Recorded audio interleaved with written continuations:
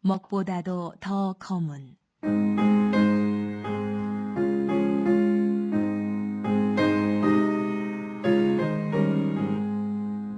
먹보다도 더 검은 죄로 물든 마음이 흰눈보다 더 이게 깨끗하게 씻겼네. 주의 보혈 흐르는데 믿고 뛰어나가. 주의 은혜 내가 입어 깨끗하게 되었네. 모든 의심 걱정과 두려움이 사라져 슬픈 탄식 변하여 기쁜 찬송 되었네. 주의 보혈 흐르는데 믿고 뛰어나가. 주의 은혜 내가 입어 깨끗하게 되었네. 세상 부귀 영화와 즐겨하던 모든 것 주를 믿는 내게는 분토만도 못하다. 주의 보혈 흐르는데 믿고 뛰어나가. 주의 은혜 내가 입어 깨끗하게 되었네. 나의 모든 법에는 저 천국에 쌓였네. 나의 평생 자랑은 주의 십자가로다. 주의 보혈 흐르는데 믿고 뛰어나가. 주의 은혜 내가 입어 깨끗하게 되었네.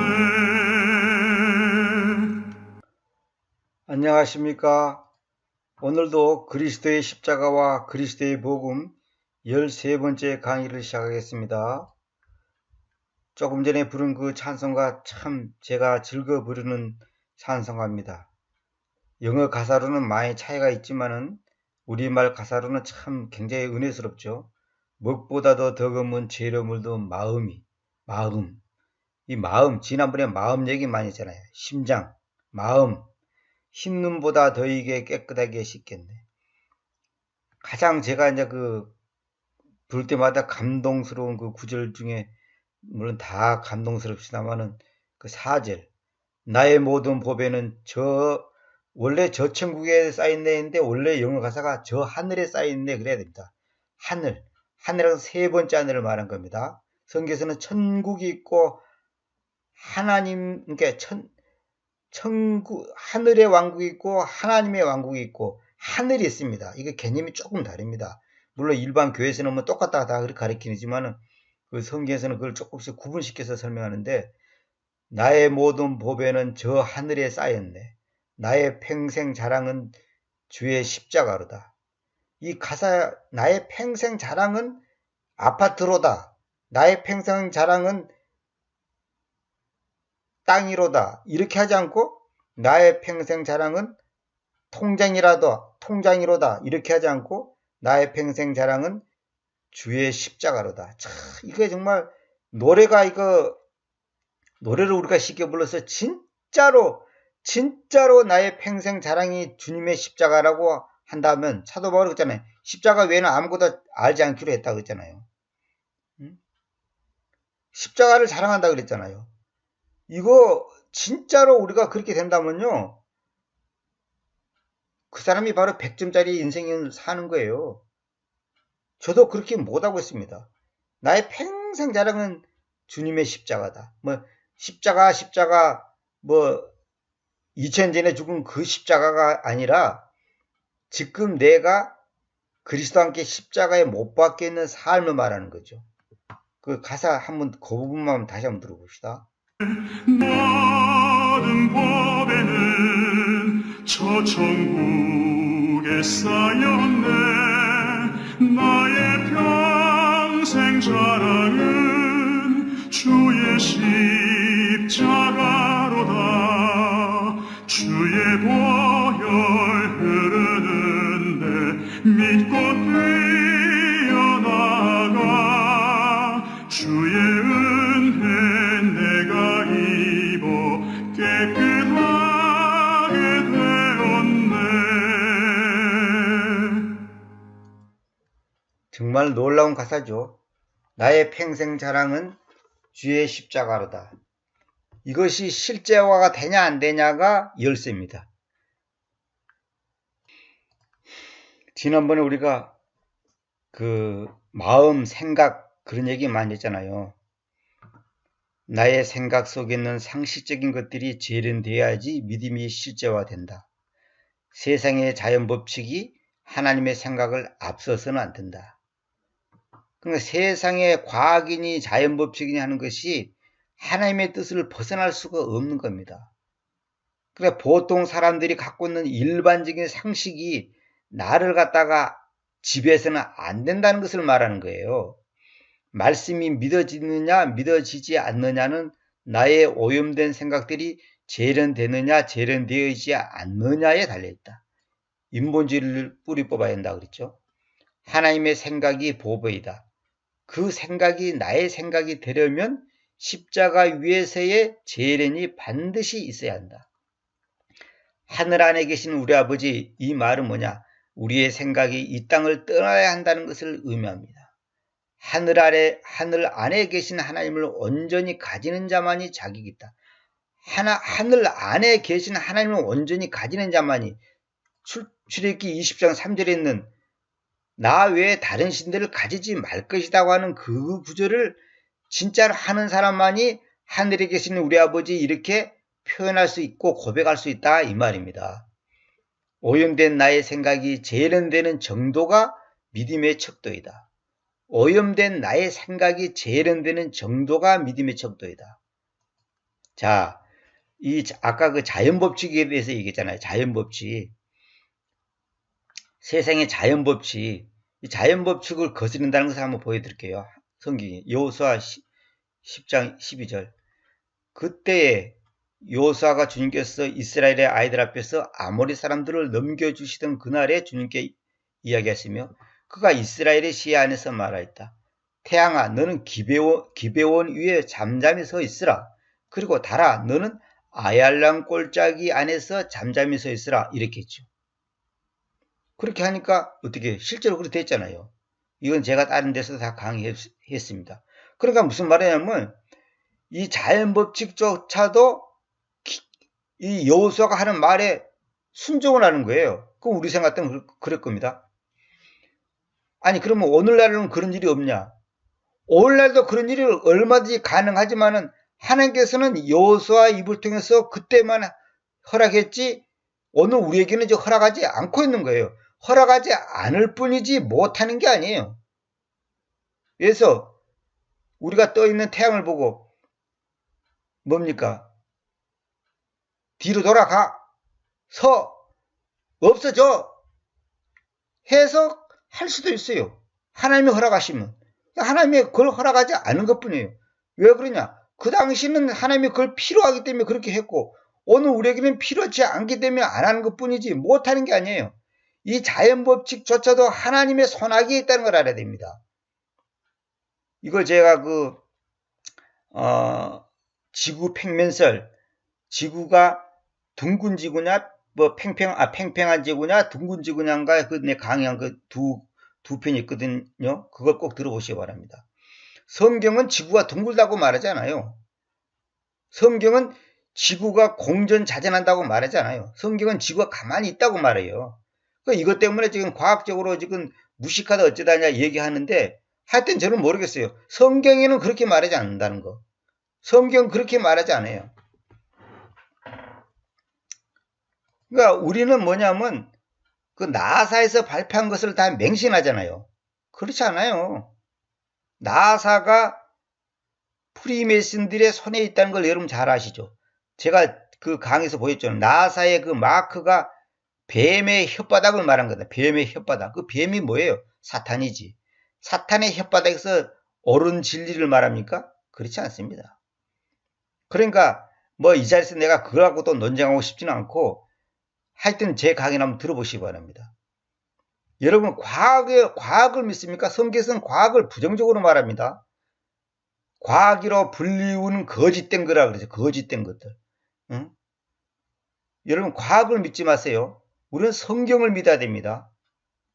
자, 다시 말하면 여러분 자연법칙, 뭐 진화론 이거 전부 다 개소리입니다. 그거 다 쓸데없는 소리예요. 진화론을 왜 만든 줄 아십니까? 성경을 못 믿게 하기 위해서 창조론을 못 믿게 해서 그렇게 했단 말이에요. 근데 지금 성경을 번역한다는 사람들이 진화론적인 번역을 하고 있다는 거죠.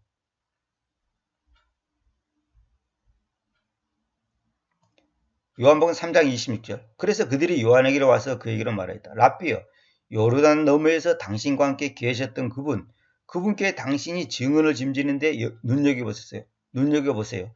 바로 그분께서 침략하시니 모든 사람들이 그분께 옵니다. 그렇게 했잖아요. 요한이 대답하여 말했다. 사람은 하늘에서부터 그에게 주어지지 않고서는 아무것도 받을 수 없다.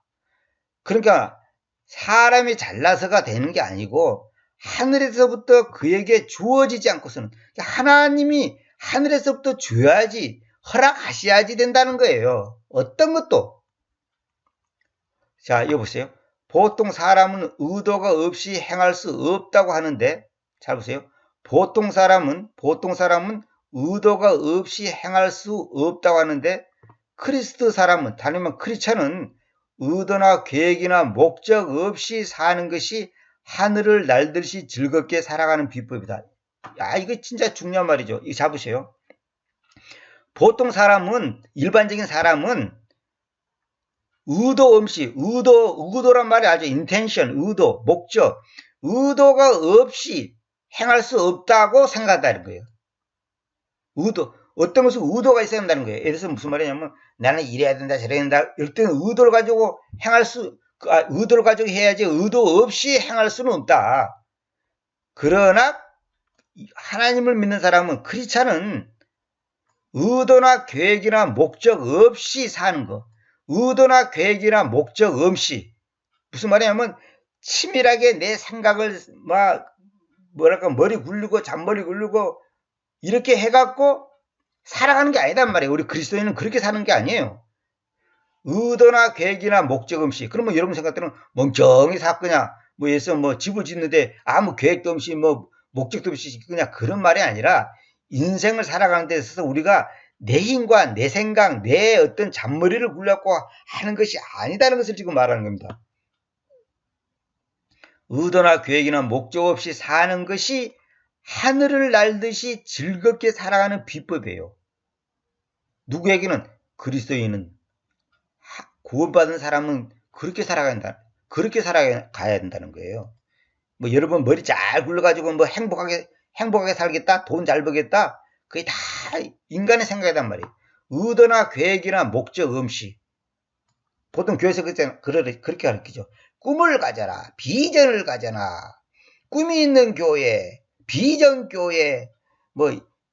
어떤 교회 가보니까 간판이 뉴에이지 교회, 새시대 교회, 또 어떤 교회는 축복 교회, 그렇게 해놨죠. 나는 그런 교회 간판을 보면 그 목사의 마인드가 그대로 나타납니다. 교회 이름을 보면, 교회당 이름을 보면 의도나 계획이나 목적 없이 살아가야 됩니다. 무슨 말이냐면 내일 일은 난 몰라요. 하루하루 살아요. 불행이나 요행함도 내 뜻대로 못해요. 주님 뜻대로 할 수 없어서 내가 살고 죽고 흥하고 망하고 병들고 건강하고 모든 것이 하나님의 손에 달렸다는 걸 알아야 돼요. 어떤 사람이 그랬다잖아요. 병원 갔더니 너무 건강하고 완벽하다, 아무 문제 없다 그러더랍니다. 그 사람이 2주간 후에 죽었다잖아요. 사고로 죽은 게 아니에요. 병으로 죽었어요. 여러분, 의사가 모든 것을 아십니까? 알지 못하죠. 약간 알죠. 보통 사람보다 조금 많이 알죠. 그렇게 되는 게 아니에요. 아무 근거 없는 축구선수, 배구선수가 왜 그라운드에서 쓰러져 죽습니까? 그런 게 있잖아요. 그거는요, 우리가 알 수가 없는 거예요. 심장이 저절로 뛴다. 저절로 뛰는 게 아니라고 지난번에 말씀드렸죠. 하나님이 허락해서, 하나님이 허락하니까 뛰는 거예요. 3분 뒤에 김철수 너 심장 멎어라 그러면 그 멎는 거예요. 그냥. 그런 의학적으로 설명이 되는 게 아니에요. 바위에서 물이 나오는 것, 태양과 달이 멈추는 것, 무리를 걷는 것, 죽은 자가 부활하는 것, 오병이어 사건 등 이 모든 것들은 자연을 거스르는 것인데 그것은 주님의 의도가 실현되는 것이다. 주님의 의도, 나의 의도가 아니고 주님의 의도가 실현되는 것이다 이거예요. 여러분, 바위에서 어떻게 물이 나옵니까? 태양과 달이 어떻게 멈출 수 있습니까? 무리를 걸어갈 수 있어요?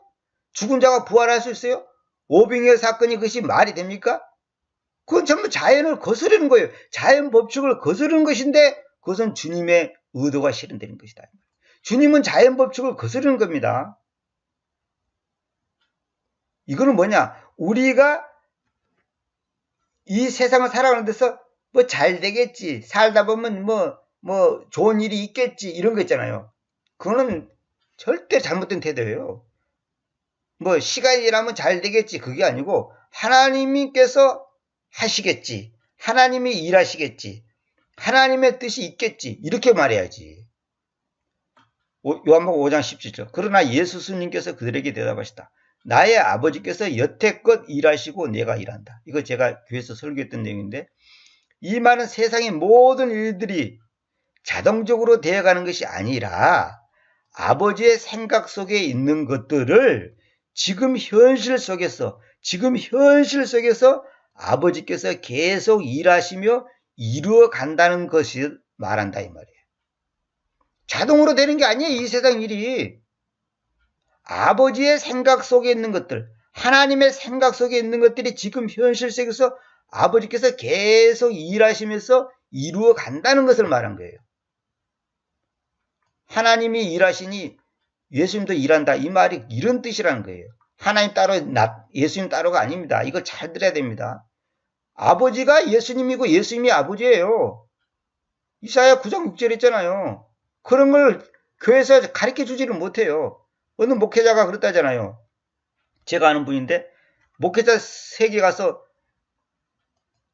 삼일체 세 분이 어떻게 한 몸이 이루냐고 말하니까 그걸 대답하는 사람이 아무도 없다잖아요.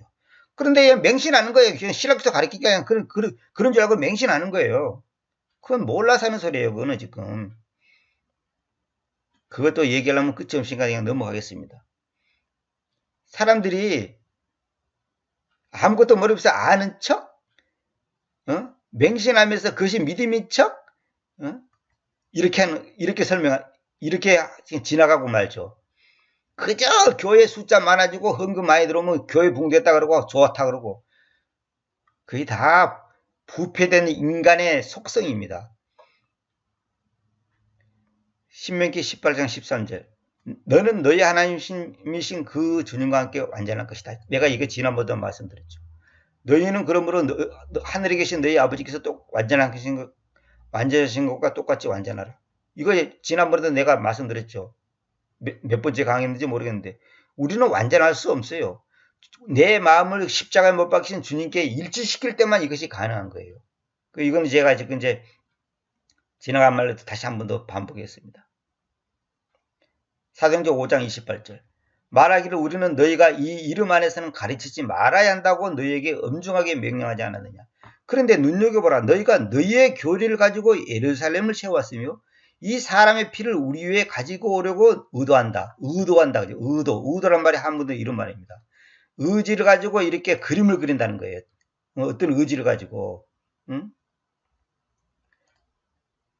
우리가 어떤 것을 도모한다 그랬잖아요. 이때 도모한다. 너희의 교리를 가지고 예루살렘을 채워왔다. 근데 여기서 보면 뭐라 하냐면 키운적은 이 사람의 피를 우리에게 돌리고자 한다 그랬지. 돌리고자 한다 그랬지. 돌리고자 한다가 아니라 의도한다. 여기 영어로 뭐냐면 intention에 동사 intend. 의도라는 거예요. 의도. 내가 아까 의도 얘기 자꾸 했죠. 의도. 응? 의도 얘기죠. 의도. 주님의 의도가 실현되는 거예요. 응? 성경에 딱 의도란 말이 나오잖아요. 이렇게.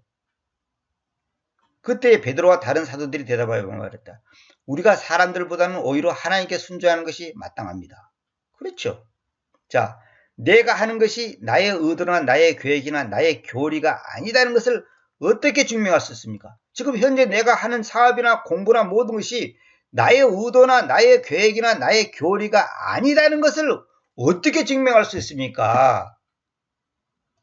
어떻게 증명할까요? 주님의 기쁨이 나의 기쁨이 되면 이 세상을 향하는 소원이나 욕망이 없어지고 하나님의 의도만이 남는 것입니다. 주님의 기쁨이 나의 기쁨이라니까 나의 기쁨이 주님의 기쁨이 아니에요. 주님의 기쁨이 나의 기쁨이야. 예를 들어서 내가 5분 뒤에 심장마비로 죽는 것이 주님의 기쁨입니까? 그러면 그것이 나의 기쁨이 돼야 돼요. 내가 망하는 것이 주님의 기쁨입니까? 그것이 나의 기쁨이 돼야 돼. 내가 암 걸려 죽는 것이 주님의 기쁨입니까? 그러면 그것이 나의 기쁨이 돼야 돼요. 그러니까 주님의 의도가 나의 의도가 돼야 되고 주님의 기쁨이 나의 기쁨이 돼야지 되는데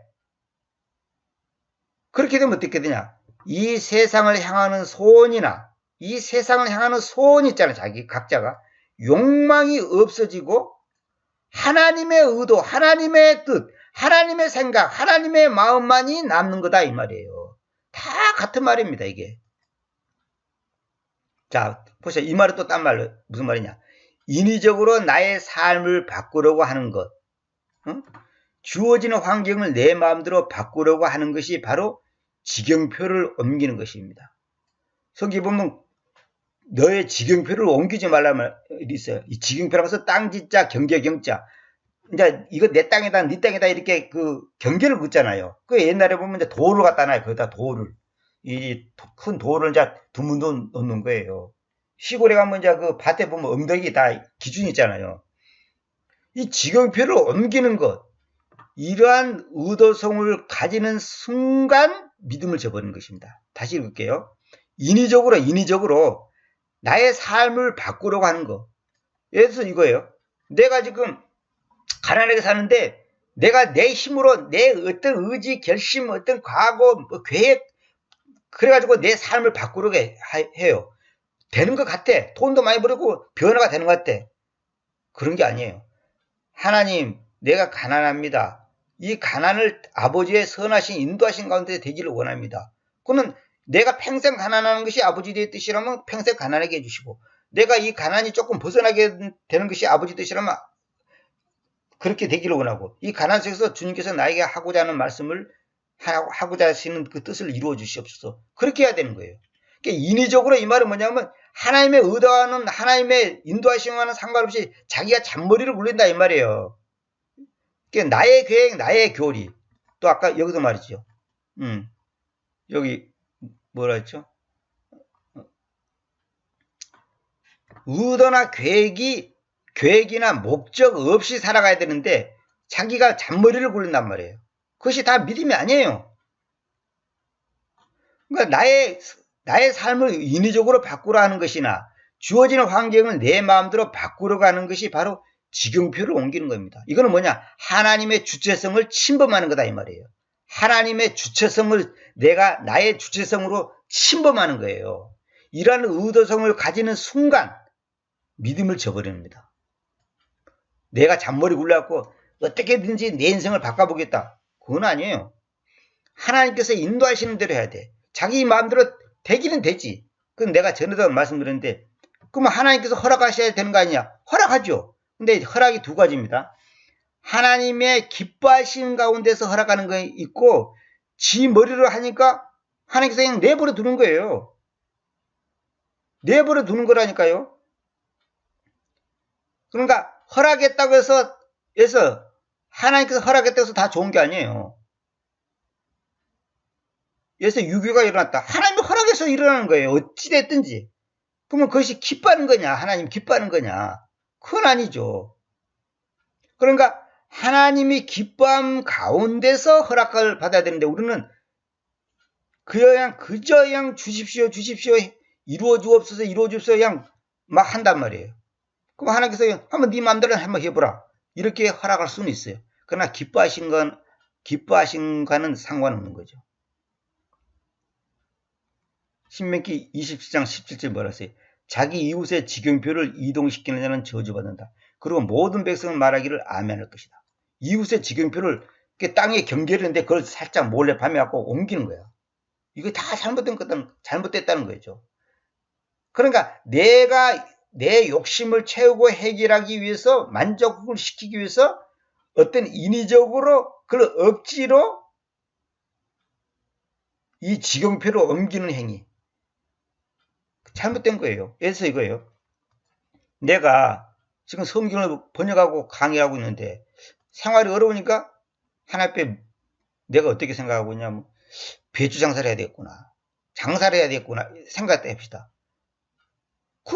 그것이 우리 인간적으로 나쁜 것이 아닌데 하나님이 나에게 그렇게 자연스럽게 인도하지 않는데 내가 머리를 굴리는 거예요. 내가 어떻게든지 해야 되겠다 싶어가지고 인위적으로 나의 삶을 바꾸려고 하는 거. 나에게 주어진 환경을 내 마음대로 바꾸려고 하는 거. 이것이 바로 하나님 앞에 죄를 짓는 거라니까요. 무서운 말, 이거 여러분 잘 알아야 됩니다. 우리는 자꾸 뭐냐면, 아무기가 돈 많이 벌었다네. 그럼 그냥, 그것이 무조건 하나님의 축복이다. 그냥 그래가지고 하나님께서 다 오케이 하는 줄 아는 거예요. 그거 아니에요. 유다서 1장 6절. 자기들의 처음 신분을 지키지 않고 자기 자신들의 거처를 남겨둔 그 천사들을 그분께서 그 큰 날의 심판에까지 어두움 아래 영전하는 사슬들 속에서 유보시켜 오셨습니다. 처음 신분을 지키지 않고 자신들의 거처를 보통 이 레포트를 그러잖아요. 그렇게 번역하지 말아야 됩니다. 리브하고는 조금 다른 개념입니다. 이걸 남겨두었다는 것은 그 자리를 우리가 부모를 떠나잖아. 부모를 떠난 게 아니라 부모를 남겨두는 거예요. 이거 표현을 잘해야 됩니다. 이거 제가 성경을 전부 찾아봤어요. 그걸 찾아봤더니 그 개념이 좀 다르더라고요. 거처를 남겨뒀다. 이건 뭐냐? 인위적으로 천사들이 자기의 위치를 바꾸는 거예요. 그래서 그것들이 마귀가 된 거 아닙니까? 응?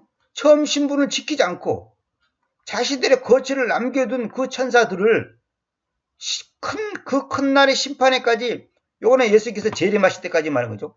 어둠 아래 영존하는 사들 속에서 유배시켜 오셨습니다. 바로 이게 한마디로 말해서 자기가 인위적으로 자기 자리를 지키지 않고 이탈하는 거 아닙니까? 군인이 이탈하면 어떻게 되죠? 큰일 나는 거죠. 상관의 허락 없이 이탈하면 그걸 뭐라 합니까? 탈령이라고 하잖아요. 탈령병이라고 하잖아요. 히브리서 11장 38절. 그들에 대하여는 세상에 가치가 없었으니. 이 말이 놀라. 세상이 그들에 대하여는 세상이 가치가 없었다는 거예요. 그들은 사막들 안에서와 산들 안에서와 땅의 소굴들과 동굴들 안에서 방황했습니다. 우리 그리스도인의 삶은, 믿음의 선배들이 사는 그 삶은 이렇게 사는 거예요. 세상이 가치가 없었다. 이 말은 뭐냐면 그들이 세상적인 안락과 평안함과 안식을 위해서 몸부림치지 않고 하나님의 진리를 따르다 보니까 사막들 안에서 산들 안에서 땅의 소구들과 동구들 안에서 방황할 수 있는 밖에 없는 이런 환경을 당한다는 거예요. 이렇게 올라도 이렇게 된다 하더라도 여러분이 하셔야 돼요. 세상에 가치가 없었다니까. 세상에 가치가 있습니까? 여러분은 가짜 그리스도인이에요. 가짜 그리스도인이라고. 사도 바울이 뭐라 했어요? 똥이라고 했잖아. 똥. 똥이라고 했잖아요.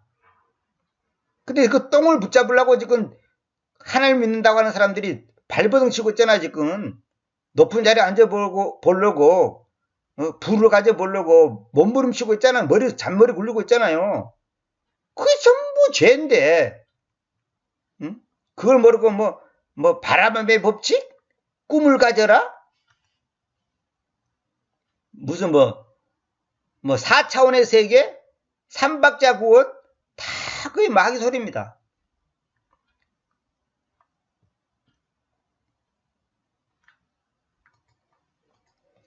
예수님께서 부활 후에 40일 동안 이 땅에서 살았잖아요. 식사도 하고 다 제자들과 만나서 대화도 했잖아요. 그래서 저는 옛날에 그 생각했어요. 아니 부활하시면 바로 하늘로 올라가시지 뭐 때문에 또 40일 동안 이 땅에 살았을까? 그 이유를 알게 됐습니다.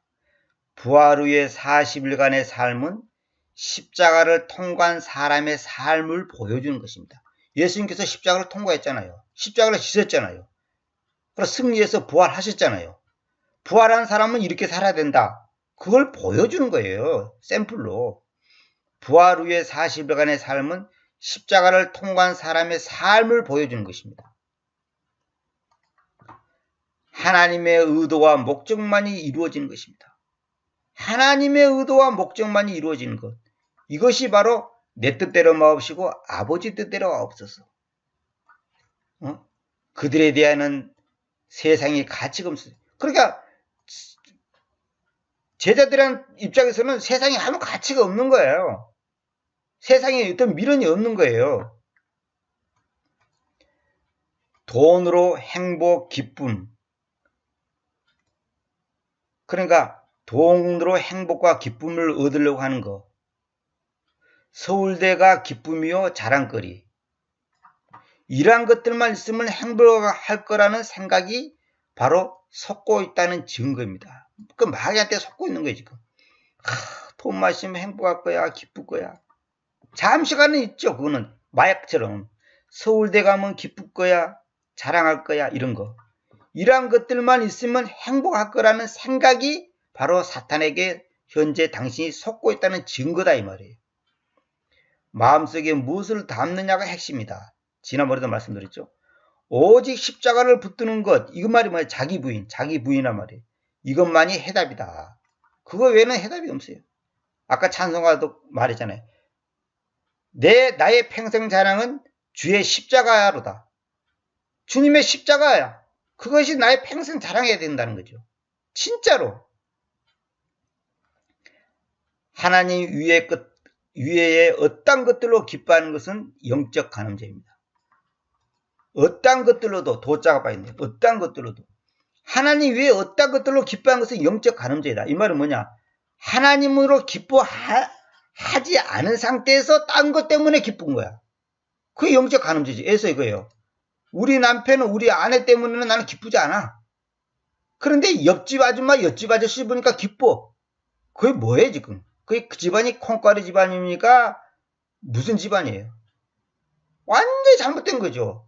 우리 어머니 아버지 보면 하나도 안 기뻐. 근데 이웃집 아주머니 엄마를 아버지를 보면 아저씨를 보면 기뻐. 그게 바로 콩가루 집안이죠. 잘못된 거죠. 이웃의 아내나 남편 때문에 기뻐한다면 간음입니다. 그렇죠?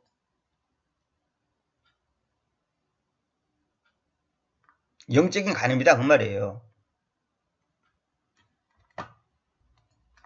그 로마서 8장 28절 우리가 잘 아는 거 있잖아요. 우리는 하나님을 사랑하는 자들에게는 곧 그분의 작정에 따라 불리운 자들로 있는 자들에게는, 부름받은 자들에게는 그 말이에요. 모든 것들이, 개성기는 모든 것이 합력하여 선을 이룬다 그랬죠. 그렇게 하지 않고 킹제수는 모든 것들이 선을 위하여 함께 일한다. 모든 것들이 선을 위하여 함께 일한다는 것을 알고 있습니다. 누구는? 하나님을 사랑하는 자들에게는. 그분의 작정에 따라 불리고 있는 자들에게는. 이 말은 뭐냐? 여러분 한문으로 세옹지 말하면 알죠. 세옹. 저 한나라 때 한나라가 맞죠? 한나라 때 세옹이라는 사람의 말, 세옹지 말하면서 세옹이라는 사람의 말. 세옹이라는 사람이 말을 잃어버렸는데 울고불고 난리는데 나중에 그 말이 다른 말들을 많이 데려갔어요. 그래서 그 세옹지 말한 말이 그렇게 생긴 거예요. 그 다음에 그럼 우리는 보통 이제 나중에 인생은 세옹지마야 뭐 이런 거 있잖아요.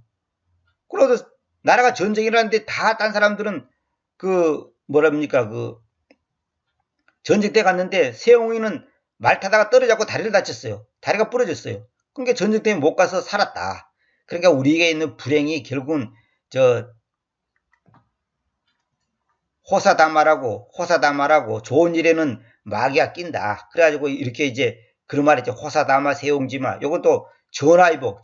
앞에 화가 변해서 복으로 바꿔진다. 이런 거 있잖아요. 저도 이런 말 아버지한테서 많이 듣고 이제 이런 말 많이 썼는데 이게 전부 비성경적인 사상입니다.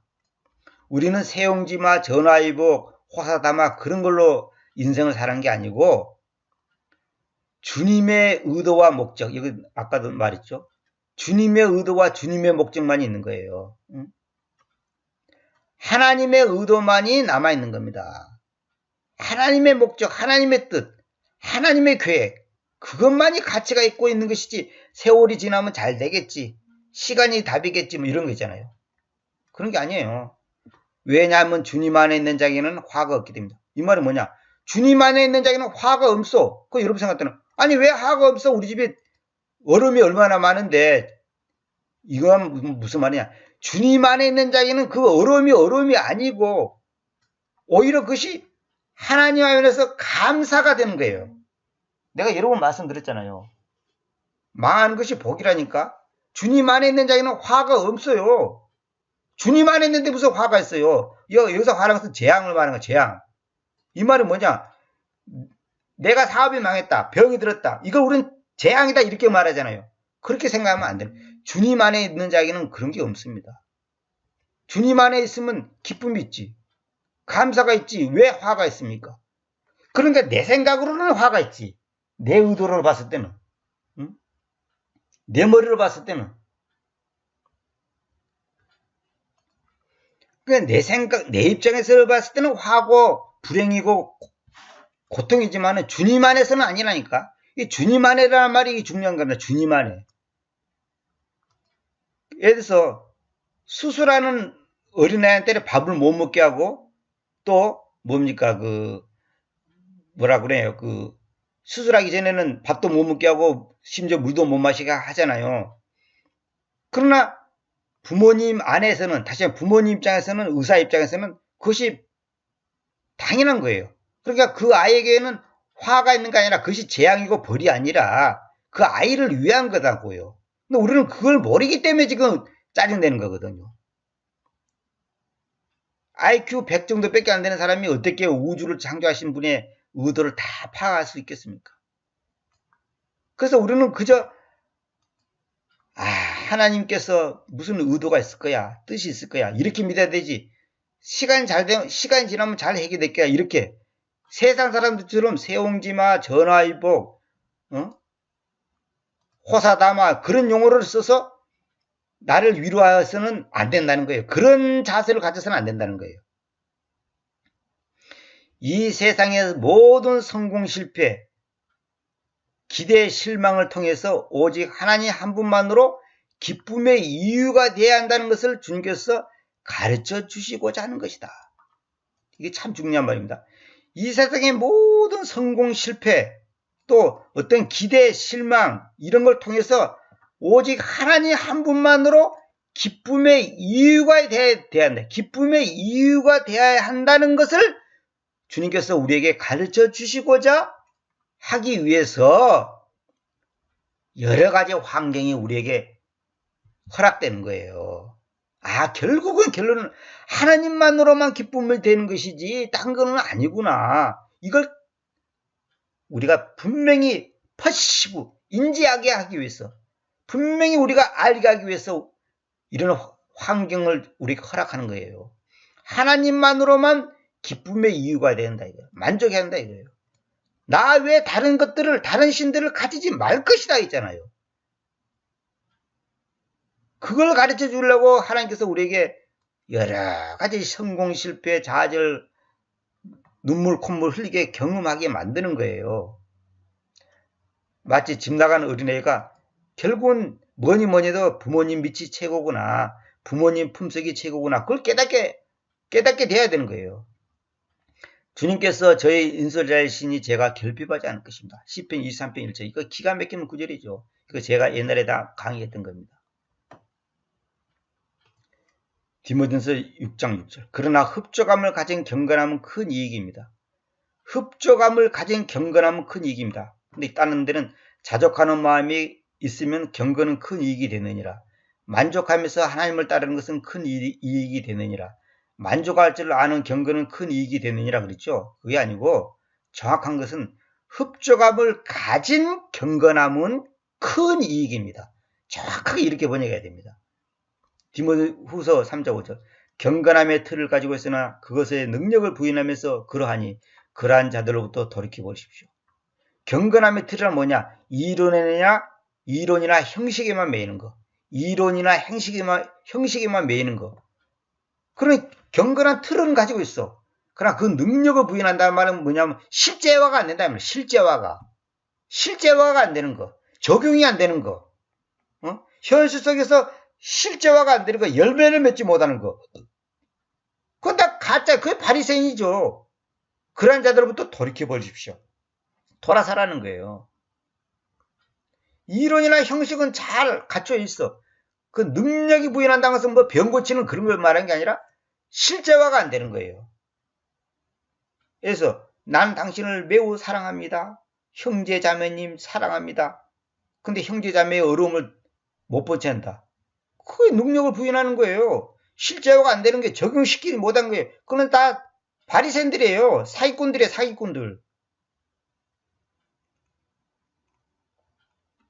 경건함의 능력이 뭐냐? 내가 여기 써놨죠. 현실 속에서 실제로 라이브야죠. 생방송. 이게 현실 속에서 실제로 나와 하나님을 연결해주는 능력. 그게 경건함의 능력이에요. 실제화가 된단 말이에요. 실제화가 되는 거. 경건함의 능력이라는 것은 뭐 거룩 할렐루야 아멘. 그게 경건함의 능력이 아니고 현실 속에서 현실 속에서 라이브로 생생하게 나와 하나님을 연결해내는 이거 아까 내가 잘못 읽었네요. 연결해내는 능력. 그게 뭐냐? 하나님과 내가 하나 되는 거. 그리스도와 함께 내가 죽고 사는 거. 그리스도와 함께 먹고 마시는 거. 나의 기쁨이 주님의 기쁨, 주님의 기쁨이 나의 기쁨. 주님의 의도가 나의 의도. 주님의 목적이 나의 목적. 그렇게 실제 되는 것이 경건함의 능력이란 말이에요. 거룩하고 할렐루야 아멘. 그것이 경건함의 능력이 아니단 말이에요. 근데 여기는 경건의 모양은 있으나 경건의 능력을 부인하니 이 같은 자들에게서 너가 돌아서라 이랬죠. 여기 보면 경건의 틀을 가지고 있는데 경건의 모양을 쓰나 또 하나님의 성품의 모양은 있으나 이게 요건 이제 경건을 하나님의 성품이라고 이제 표현했죠. 요건 이제 의미적으로는 그런 말이 있습니다. 그 의미적으로는. 그러나 이제 그걸 모든 경우에 적용시키면 말이 안 되기 때문에 제가 이제 경건이라 했는데 경건에 나서 하나님의 성품. 이제 이거는 의도적으로는 말이 맞는 말이에요. 그러니까 이거는 이제 이제 의역을 해놨죠. 그것은 능력은 부인하리니 이런 자들에게서 돌아서라. 경건의 모양은 있으나 모양이라는 표현보다 틀. 이 틀이라는 것은 뭐냐면 여기 폼이라는 것이 있잖아요. 폼. 이거 틀을 말합니다. 경건의 능력은 부인하니 이런 자들에서 돌아서라. 하나님만으로 만족과 삶 속에서 하는 일은 사명이요. 그렇지 않은 일은 사냥이다. 사냥. 그러니까 하나님만으로 만족한 삶. 이는 배부르다 이거예요. 하나님만으로 만족한 삶 속에서 하는 일은 사명이야. 사명. 그게 사명이라는 거죠. 직장생활 하든지 배추장사를 하든지 뭘 하든지 그렇지 않은 것은 뭐냐? 사냥하는 거예요. 사냥. 잠시간의 만족. 나의 배를 채우기 위해서 잠시간의 만족을 위한 짐승을 잡아서 사냥하잖아요. 그것밖에 안 된다는 거죠. 이게 하나님만으로 만족하지 않으면서 돈을 많이 벌었다. 그건 사냥하는 것이지 사명의 삶이 아니에요. 사명이 다른 게 아니에요. 하나님만으로 만족하는 삶 속에서 하는 일. 그것이 직장생활이든 배추장사든 무엇이 됐든지 그것이 사명이에요. 그렇지 않은 것은 사냥. 하나 즐기는 것밖에 안 된다 이거예요. 자기 자아만족밖에 안 된다는 거죠. 예수 그리스도님 한 분만으로 배부르지 않은 상태 안에서의 가족 부양. 잘 보세요. 요 말이 아까 이 말이 이제 요 말입니다. 예수 그리스도님 한 분만으로 배부르지 않은 상태 안에서의 가족 부양, 결혼, 직업, 사업, 공부, 전도, 교리 공부, 교회 부흥, 성경 번역, 출판 등은 나를 만족시키고자 하는 사냥감에 불과하다. 먹잇감, 사냥감이면 먹잇감이죠. 먹잇감에 불과하다는 거죠.